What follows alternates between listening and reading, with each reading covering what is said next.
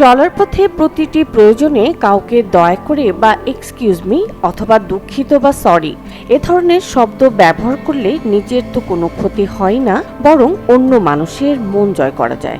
অথচ কেন যেন বাঙালি সমাজে এসব শব্দ ব্যবহারে কার্পণ্য করা হয়। আর তাই এসব শব্দের প্রচলন বা ব্যবহার বাড়ানোর জন্য দেশব্যাপী ব্যতিক্রমী উদ্যোগ নিয়েছে বন্ধু সংগঠন বাংলাদেশ ৮৮। সুন্দর আচরণে সভ্য সমাজ এই স্লোগানে দেশব্যাপী এই কর্মসূচির লক্ষ্যই হল আদর্শবান ও বিনয়ী প্রজন্ম গড়ে তোলা, ফলে একটি সুখময় রাষ্ট্র গড়ার প্রত্যয়ে কোমলমতি শিশুদের পাশাপাশি বিভিন্ন শ্রেণী পেশার মানুষকে অনুপ্রাণিত করতে কাজ শুরু করল বাংলাদেশ ৮৮। প্রথম পর্যায়ে ৫ ও ৬ জুলাই পঞ্চগড় জেলার বিভিন্ন শিক্ষা প্রতিষ্ঠান ও সামাজিক সাংস্কৃতিক প্রতিষ্ঠানে মাসব্যাপী এই পাইলট কর্মসূচি শুরু করে সংগঠনটি। ব্যতিক্রমী এই কর্মসূচি পুরো জেলায় ব্যাপক সাড়া ফেলেছে। শিক্ষাচারীদের শিক্ষাগুলো দেওয়া হলো, সেগুলো আমাদেরকে ভবিষ্যতে এগিয়ে যেতে সাহায্য করবে। তার পাশাপাশি প্রায় বলা হয় সফলতার একটা সংজ্ঞা হলো একজন ভালো মানুষ হওয়া। আমরা এই সেমিনার থেকে শিক্ষা নিতে পারি, আমরা একজন ভালো মানুষ হতে পারি, ধনী গরিব নির্বিশেষে সকলের প্রতি সমান সম্মান প্রদর্শন করতে পারি। তাছাড়া এই অনুষ্ঠানগুলো থেকে অনুপ্রেরণা দিতে আমরা আরও সামনের দিকে এগিয়ে যেতে পারি। খুব সুন্দর একটা কথা এখানে বললো যে ছোট বড় যেন কেউ কাউকে অসম্মান না করে, এই জিনিসটা আমার বাবাও খুব খেয়াল রাখে, আমাকে এটা বলছে এবং আমি এই জিনিসটা খুব বেশি ফলো করার চেষ্টা করি যে আমিও যেন কমপক্ষে যেন মানুষকে মানুষের মতো সম্মান দিতে পারি। শুধু শিশু পর্যায়ে নয়, এই কর্মসূচি এগিয়ে নিতে মাধ্যমিক ও উচ্চ মাধ্যমিকের ছাত্র, শিক্ষক, সাংবাদিক, শ্রমজীবী ও পেশাজীবীদের সাথেও কাজ করছে সংগঠনটি। এছাড়া মসজিদের ইমাম ও ধর্মীয় নেতাদের সম্পৃক্ত করা হচ্ছে এই কর্মসূচিতে। পাইলট প্রকল্প হিসেবে উত্তরের পঞ্চগড় জেলা থেকে যাত্রা শুরু হয়েছে বিনয়ী প্রজন্ম গড়ার প্রত্যয় নিয়ে। আমাদের মূল স্লোগান হচ্ছে সুন্দর আচরণ, সভ্য সমাজ। আমরা সমাজের মধ্যে কিছু সাবলীল দৃষ্টিভঙ্গি আনতে চাই, মানুষের মধ্যে ইতিবাচক দৃষ্টিভঙ্গিগুলি আবার ফিরিয়ে আনতে চাই। আমরা 3টি স্লোগানকে সামনে আবারও নিয়ে আসতে চাই। আমরা বয়োজ্যেষ্ঠদের, বড়দের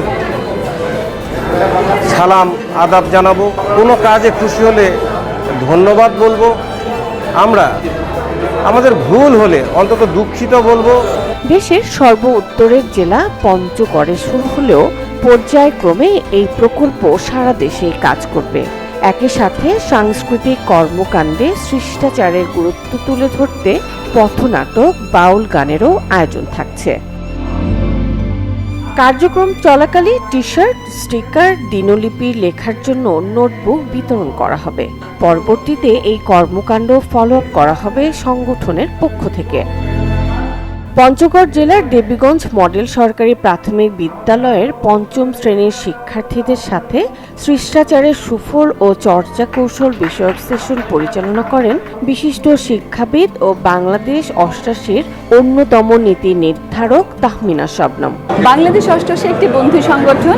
১৯৮৮ সালে এসএসসি এবং সমমানের পরীক্ষার্থী বন্ধুরা আজ আমরা এই সংগঠনটি গড়ে তুলেছি এবং এই সমাজের প্রতি আমরা নিজেদের যে দায়বদ্ধতা অনুভব করি, সেখান থেকে আমরা একটা প্রজেক্ট হাতে নিয়েছি। প্রজেক্টের নাম হচ্ছে শিষ্টাচার চর্চা। এই প্রজেক্টের পাইলট পর্যায়ে পঞ্চগড় জেলায় অলরেডি শুরু হয়ে গেছে। আমরা মাসব্যাপী বিভিন্ন কর্মসূচির মাধ্যমে এটার খুব ইন্টেন্সিভ একটা স্টার্ট করার চেষ্টা করলাম। দেবীগঞ্জ ইউআরসিতে প্রাথমিক শিক্ষকদের সাথে মতবিনিময় করেন সংগঠনের নেতৃবৃন্দ।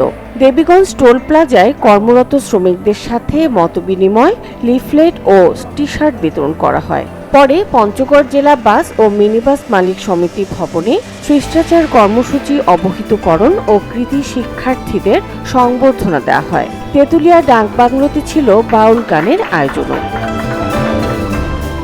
৬ জুলাই বেলা 11:30টায় জামুরিগুড়ি সরকারি প্রাথমিক বিদ্যালয়ের ৫ম শ্রেণীর শিক্ষার্থীদের মাঝে শিষ্টাচার সুফল ও চর্চা কৌশল তুলে ধরা হয়। পঞ্চগড়ের বিভিন্ন স্থানে শ্রমজীবী মানুষের সাথে শিষ্টাচার কথোপকথন কৌশল নিয়ে আলোচনা হয়। 2 দিনের অনুষ্ঠানমালায় উপস্থিত ছিলেন জেলার শিক্ষাবিদ, নাগরিক ও সামাজিক সংগঠনের নেতৃবৃন্দ, শিক্ষাবিদ, শিক্ষার্থী ও অভিভাবকরা। এসব কর্মসূচিতে বাংলাদেশ 88 কেন্দ্রিক সাংগঠনিক panel, foundation, admin panel, forum, বিভাগ ও জেলা প্যানেলের নেতৃবৃন্দ উপস্থিত ছিলেন। Desk report, channel 24।